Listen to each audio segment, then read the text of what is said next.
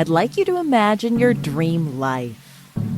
See the version of you who has what you want to have, feels how you want to feel, and is who you want to be.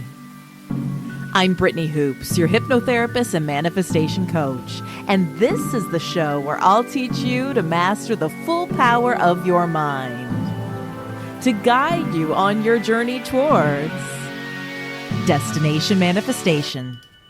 Take a step back for the ones who can't do that. Hello there, travelers. Aren't you loving all these episodes?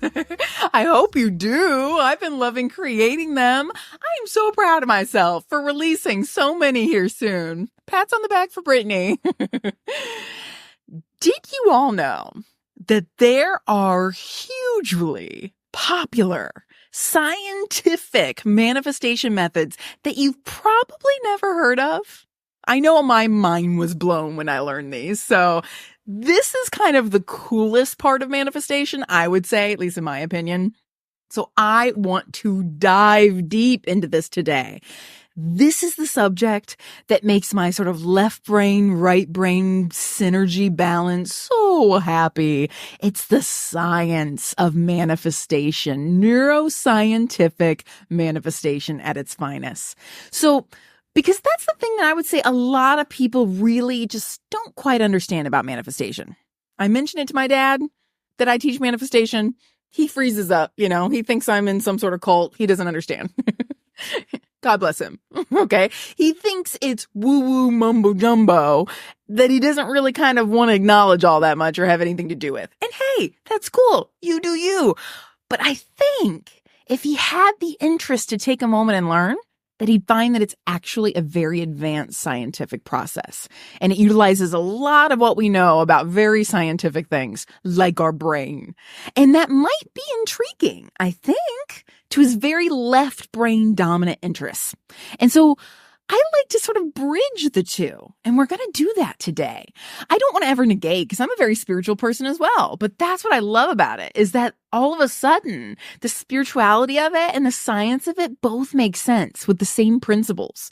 And so then you can start thinking, oh, wow, I don't have to trade one out for the other. They can both coexist at the same time.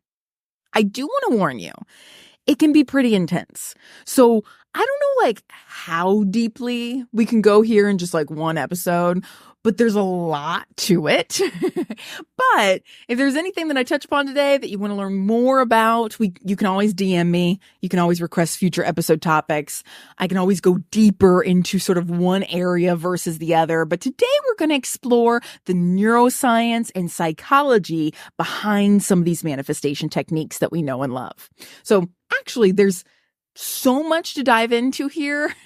Now that I'm thinking of it, I'm probably just going to make this a multi-part series. So let's just begin and see how much we can get through, and we'll make a game time decision by the end. Okay. So when it comes to manifestation, which is creating from what we would consider the 5D, right? From the quantum field, from the energy of all possibility, right? There's everything that you could ever imagine or ever want or ever exists as a possibility in the quantum field. So we have to bridge us here in the 3D physical reality to that 5D quantum field where all the manifestations already exist as potentialities. So think of it this way. Every outcome exists as a potential. Okay, I could have worn this shirt today. I could have worn another shirt. I could have changed my shirt 3 times, 4 times, 5 times. I have changed it 3 times already. That's why I mentioned this, right? There's so many possibilities, even just in what shirt I wear today, let alone what I had for breakfast, when I woke up, what I end up doing for work today. Think of all the gazillions of possibilities that could exist. Okay, and I kind of like to think of the quantum field. Let's make something very esoteric, very tangible to us here, okay? I like to think of the quantum field, and this came to me in a meditation once, which is funny, but it's like this big, never-ending piece of bubble wrap. That's how I picture it, okay? And each potential outcome, every color shirt, every breakfast I could have had, anything that you did today, each potential outcome, each potential dream of yours is a bubble on that massive universal infinity sheet of bubble wrap. And so by using the scientific principles that I'm going to teach you here today, you can decide to pop the bubble that corresponds with the dream that you want to manifest. And to pop the bubble of the reality you desire in the quantum field, you have a very real, very physical tool that can allow you to do that. And that tool is your brain. It's your brain.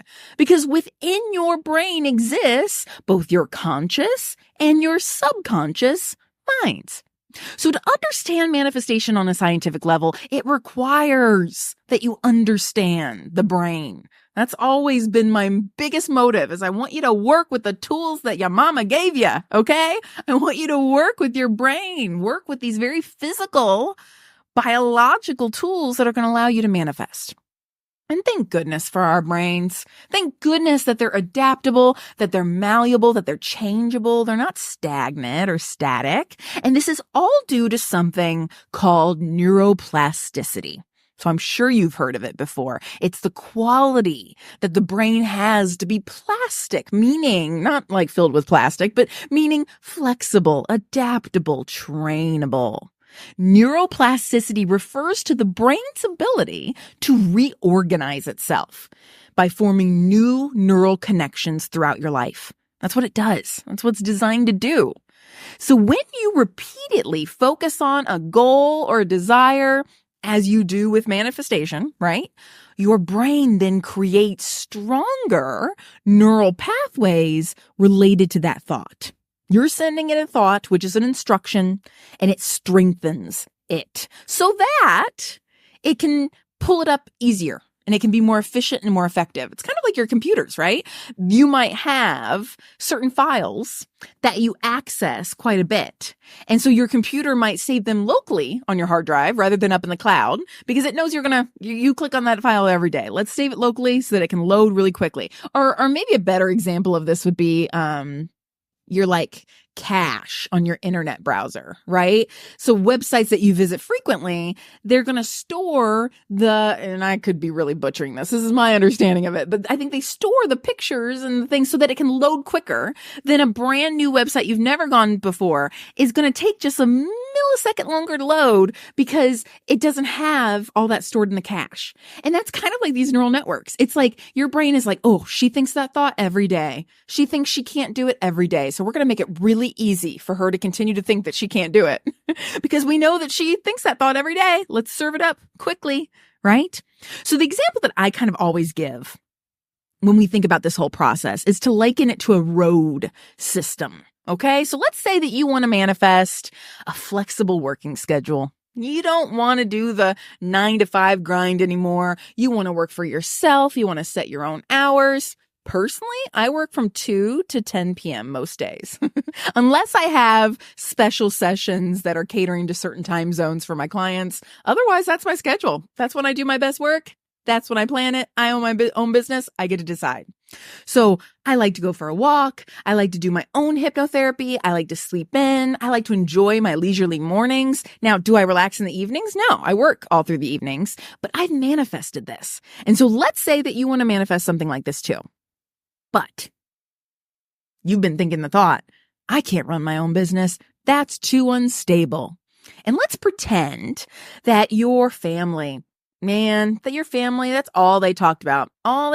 They passed down this thought to you about how unstable, how scary it is. Oh, your uncle, what a failure he is because he had his own business and it didn't do so well. What a failure he is. You know, you always heard your mom talking about business owners, that business owners were painted out to be super risky, not smart decisions to go into business. And so you were cautioned to not do that. Right?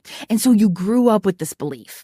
And each time you thought it, it created a stronger neural network within your brain. It's almost like this little car traveled down this highway of your thought every time you thought it in your brain again and again. And each time that little car traveled down that highway, it made that highway stronger and stronger, more and more paved in your brain. It's like traffic congestion, right? Of that car being there so often. And you wonder why so many older individuals are so ornery and grumpy and set in their ways. I would venture to say it's because they have very many paved pathways in their brain, and they've left those beliefs unchecked. And so they might still be thinking the exact same way they were thinking back in the 1960s, and their neural pathways are very deep, right? They just keep thinking the same thing they think. I forget there's a stat. I should have looked it up before this episode, but I think it's something. Don't quote me on this, but I think it's something close to like, we think 90% of the same thoughts that we thought the day before. Isn't that crazy? It's like something really high, 70 to 90. I think it's closer to 90%. And think if that is true, no wonder we're creating the same reality again and again and again. We're copy and pasting the same experience from yesterday on to today. And so obviously, if you want to create and experience a new reality, you're going to have to shift up and change out those thoughts you've been thinking.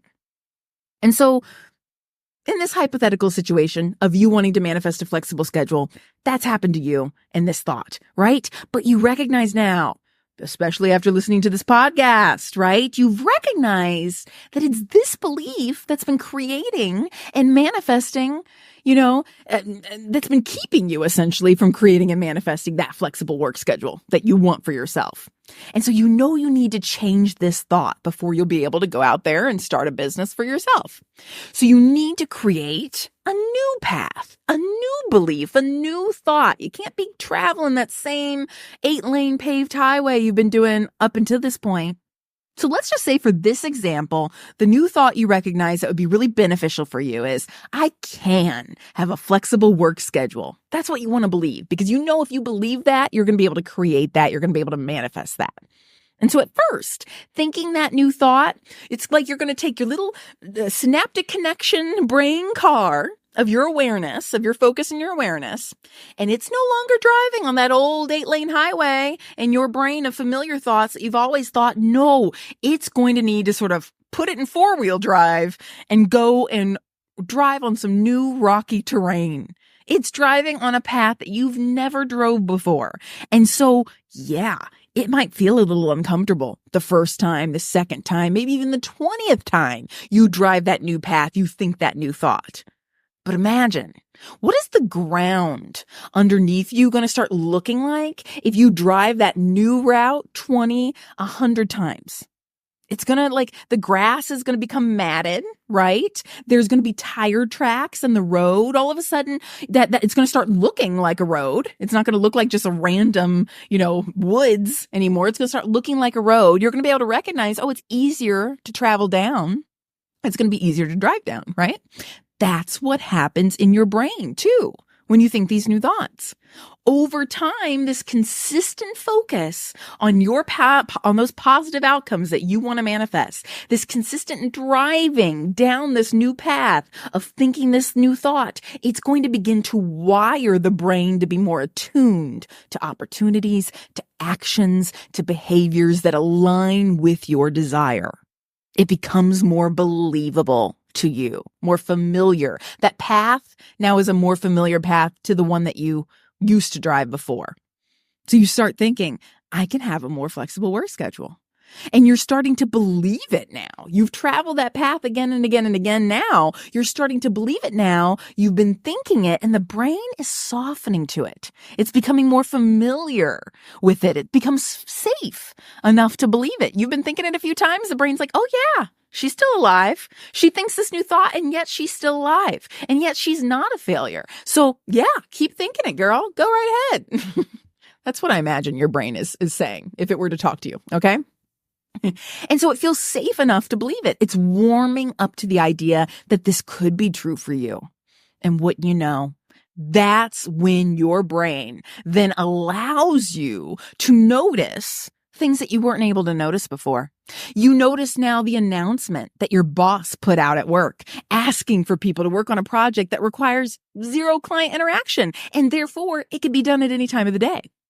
That's when you sit down one evening and instead of binging Netflix after work like you normally do, you start doing some research on how to start a flexible online business.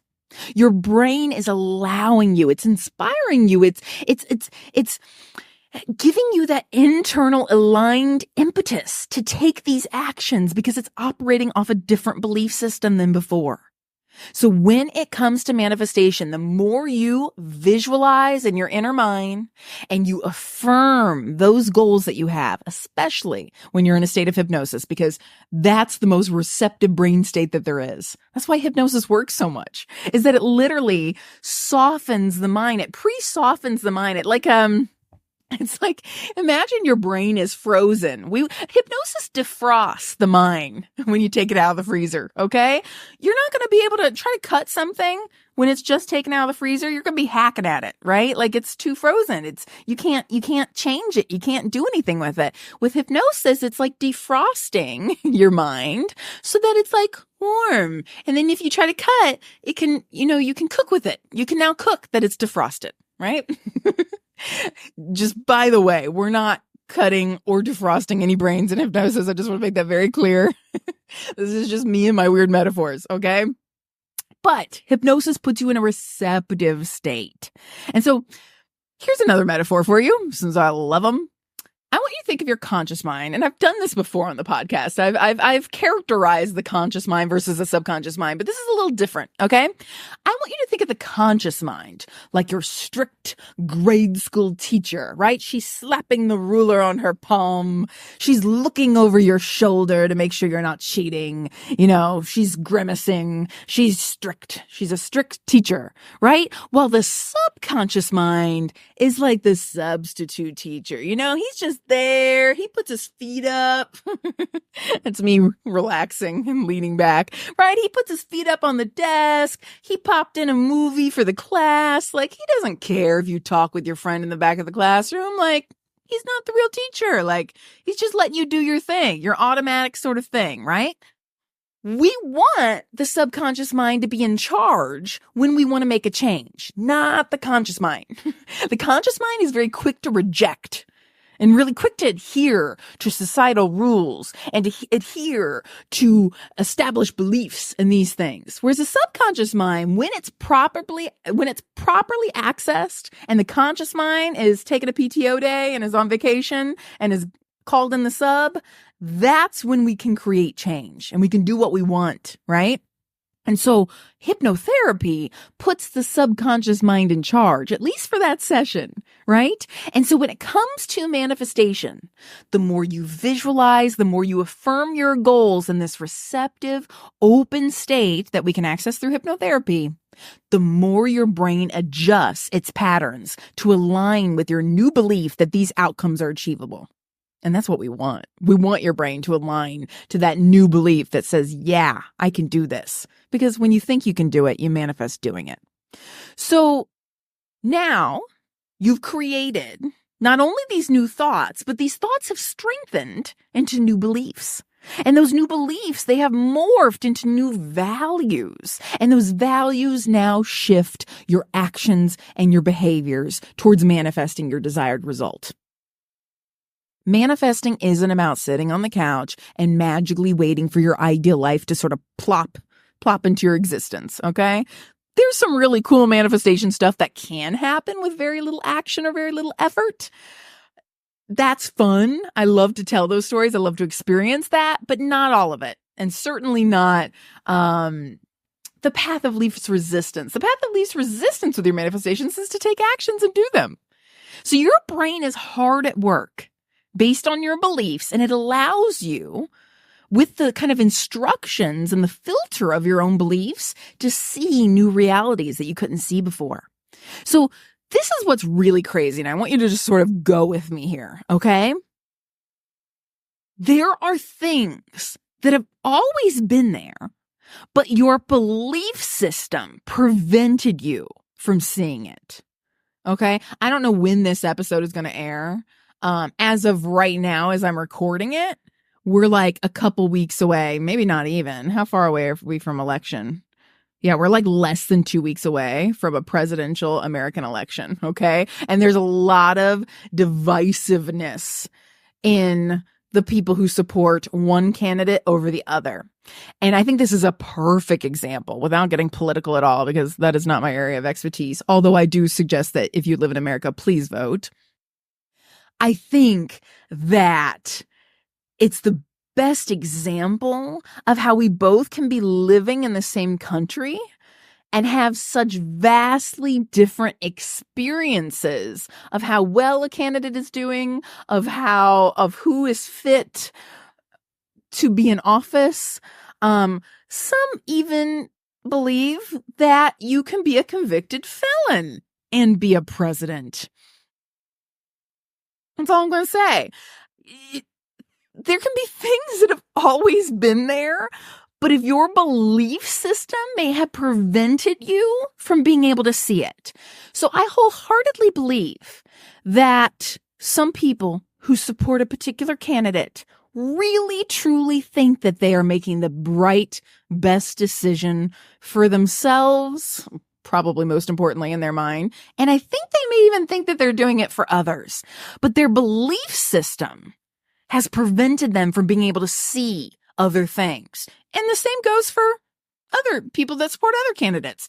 Their belief system prevents them from being able to even, like my belief system prevents me from being able to even fathom voting for the other candidate. Like I can't see it because my beliefs are filtering that, right?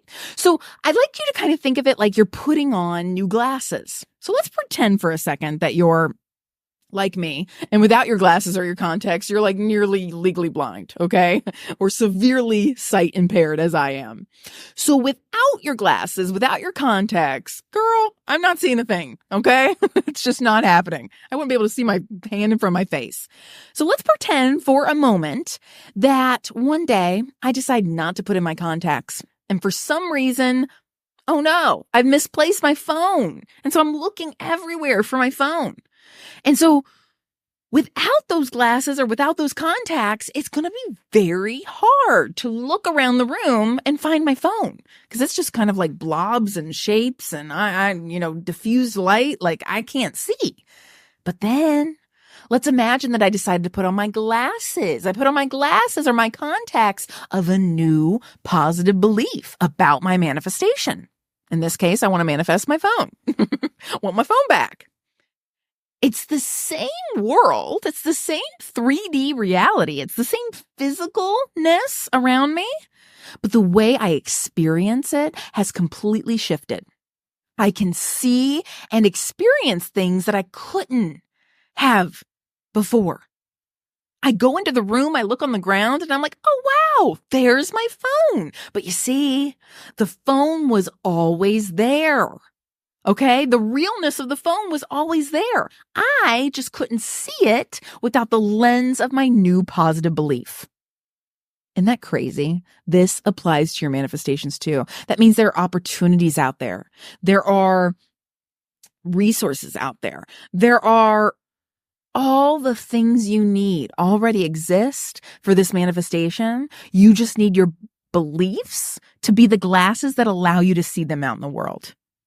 And there's science behind this too. There's science about how this works in the brain. It's called the reticular activating system. I know we've talked about it on the podcast before. It's otherwise known as the RAS. Okay. The reticular activating system, the RAS, is a bundle of nerves that's at I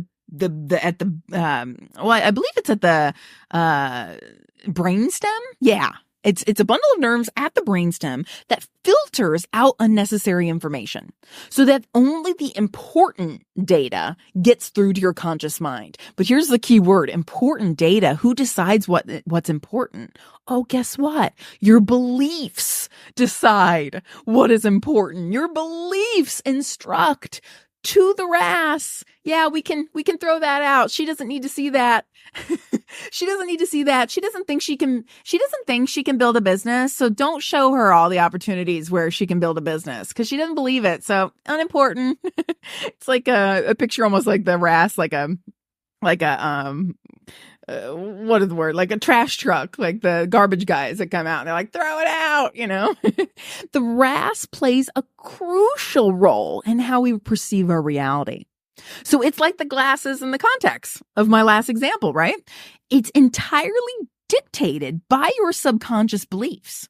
So your brain, I know I've mentioned this stat before, but it's so astounding. So let's mention it again. Your brain takes in 11 million bits of information per second.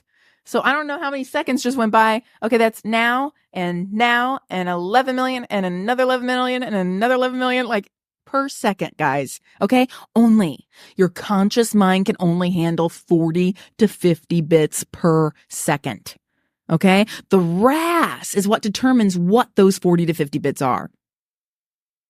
And it's looking towards your subconscious beliefs to determine what that 40 to 50 bits need to be. So what does this have to do with your manifestations? Well, when you focus on a goal, whether through your visualizations, maybe it's through your affirmations, through your hypnotherapy, or to a lesser extent, even some conscious mind processes like journaling, things like that, right? We can script, we can do these sort of practices in manifestation. The RAS begins to filter information in your environment that then now aligns with this goal. You've now shifted that belief and it's like, oh yeah, so she does care about flexibility at work. She believes in it now. So let's show her things that match that. Let's make that part of the 40 to 50 bits, right? They're going to show you the 40 to 50 bits of information that's going to help you see, feel, and experience this manifestation that you desire. And so it helps you not only see opportunities, but resources. It might show you ideas that you would have missed otherwise, that when you weren't wearing the glasses of that new positive belief. So this selective focus ends up increasing your chances of taking action to taking an action that will actually support your manifestation. Now you're like, oh, it's possible because now you can see it. And so now you can take action. Have you ever noticed when you're feeling down, you're feeling gloomy, maybe you woke up on the wrong side of the bed, right? It just feels like that day is just crap, like nothing's working out right. It's just a no good, very bad day, right? You sleep in, you miss the bus, then your boss is in a pissy mood, and then your spouse rags on you when you get home. Like it's just everything. The bad days just keep getting worse and worse and worse. Because because what's happening is the RAS is like, yep, let's serve up, noticing all the bad things. Here's some more, here's some more, here's some more. And that's why gratitude is such a powerful practice for training your RAS. It trains your RAS. It basically tells your mind, hey, you know all these good things in life that we really love? Let's see more of that. It's like, an AI machine learning model. Okay. I know a thing or two about this. My husband does this for a living. You have to train a machine learning model. You say, hey, machine learning model, here's what this looks like. Here's what this looks like. And then it will predict based on what set of data you've trained it on. And that's how our brains work, right? That's how we've come up with the idea of machine learning is we modeled them off the brains. So what we want to do is say, hey, here are all these things that we're really grateful for. Can you make us aware of more things like this? Pretty please? And then the RAS is like, yeah, sure. Right? And so we notice and more of it. And so it makes more of these things that we love, more abundance. It becomes more conscious to us. It's really a beautiful thing. Guys, oh my goodness. I just want to take a pause because this is a lot of information. Can you believe that I've only covered 2 of the 10 scientific manifestation processes that I've outlined for you? Oh, goodness. Okay. Well, I think that's our answer because we're about 30 minutes in. I think this is going to need to be a series. So tune in to the next episode where we're going to dive even deeper into how the brain works and the psychological processes at play that allow you to manifest your dreams. Okay? We're going to cover cognitive dissonance. We're going to talk about crafting helpful belief systems. We're going to talk about the role of your mirror neurons and what they play, the importance of visualization, so much more. Okay? So be sure to tune in to part 2, and we'll continue on with this neuroscientific manifestation series. Because my goal and my purpose and the work that I do, like I mentioned earlier, is really to just help you work with your brain. Like, you got it. I find it just so incredibly nuts that we have this miraculous tool at our disposals.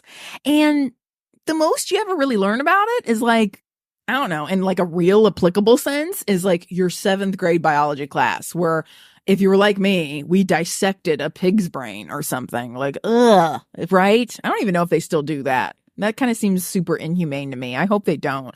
But I know it kind of really turned me off on being interested in my brain after that. I'm like, yeah, no thanks. I don't want to get anywhere near a brain. Thank God. Oh, I can still like smell that smell of the formaldehyde. Ugh, gag. Okay. Thank God I learned more about the brain through psychology classes and whatnot, but nothing, not even like the highest level NYU university psychology classes, which I've taken many of, teach you how to use it. They teach you about it, but they don't teach you how to use it. And so that's my goal. That's my goal when I work with clients. That's my goal with this podcast. That's my goal when I teach. I want you to know how to work with it to create the life that you desire. As you can tell, I've been kind of obsessed with all of this, studying all this stuff for 16 years. Although I will say it's soon to be 17. We're coming up on my manifestation anniversary. And I've amassed quite a few bit of resources over those years too. What works, what doesn't, good books, good recordings, all the things. I've been testing what works. And, testing and seeing essentially what of those resources adheres to these scientific manifestation principles and which ones don't.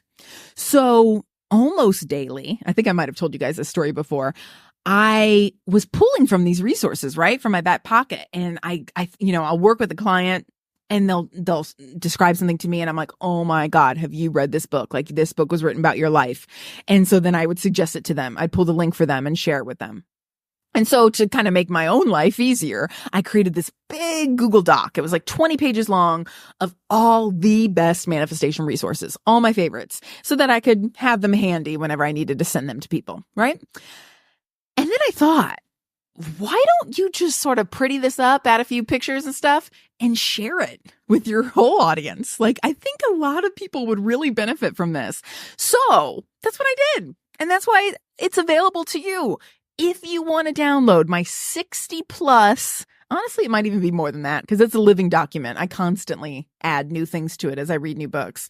But if you want to download this Google Doc of all my favorite manifestation resources, go to the show notes and download it right away. I even, my like OCD self, even organize them by what manifestation problem you might be experiencing right now. So when it's like, oh, okay, I'm procrastinating. Boom, boom, boom, boom, boom. There's your books. Oh, I'm feeling really fearful. There's your books. Doubt, disbelief, confusion, procrastination. I think there's like 10 different categories of issues you could have. Just pick the area that you know is holding you back right now. And you're going to have a custom list of resources that's going to help you solve it. So I consult this list at least weekly. So I know you will too. Again, peep that in the show notes for this episode. And just be kind to your amazing brains. I hope you look in the mirror today and you can see beyond your skull. You can see beyond your face. And you can be like, wow, I have this amazing built-in manifestation tool. How cool is that? And I'll catch you in the next episode. I don't know